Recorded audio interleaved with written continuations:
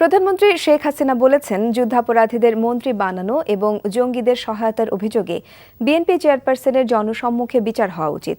বেগম জিয়া জঙ্গিদের কেন বাঁচিয়ে রাখতে চান সে বিষয়েও প্রশ্ন তোলেন তিনি। মহানগর আওয়ামী লীগের আয়োজনে জাতীয় শোক দিবসের আলোচনা অনুষ্ঠানে তিনি এমন মন্তব্য করেন। নজরানা চৌধুরীর রিপোর্ট।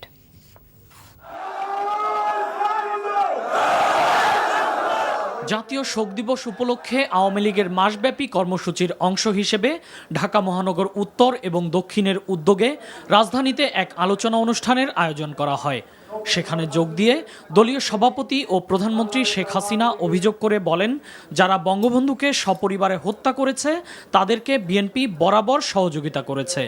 ওই জিয়া এবং খালেদা জিয়া যারা এই যুদ্ধ অপরাধী হিসেবে সাজাপ্রাপ্ত, তাদের যারা মন্ত্রী বানিয়েছে তাদের বিচার প্রকাশ্য জনগণের সামনে হওয়া দরকার। সেইভাবেই সবাইকে জনমত গড়ে তুলতে হবে। জিয়াউর রহমান মুক্তিযোদ্ধা ছিলেন, খেতাবও পেয়েছিলেন। একথা উল্লেখ করে শেখ হাসিনা অভিযোগ করেন, সেই জিয়াউর রহমানই স্বাধীনতা বিরোধী জামাতকে বাংলাদেশে রাজনীতি করার সুযোগ করে দিয়েছিলেন। আর বিএনপি বরাবরই জঙ্গিবাদ ও সন্ত্রাসকে মদদ দিয়ে এসেছে বলেই জঙ্গিদের জন্য এখন তাদের এত মায়া কান্না। জঙ্গিরা যখন নিহত হয় তখন তাদের জন্য মায়া কান্না খালেদা জিয়ার কোত্থেকে আসে সেটাও আমার প্রশ্ন। তাদের কেন মারা হলো, তাদের কেন বাঁচিয়ে রাখা হলো না? তাদের বাঁচিয়ে রাখার পরে কি করবে? সে তাদেরকে পূজা করবে? মনে হয় খালেদা জিয়া তাদেরকে পূজা করবে। সেই জন্য বলে এটা পেলে পরে শিকড়ের সন্ধান করা লাগে না।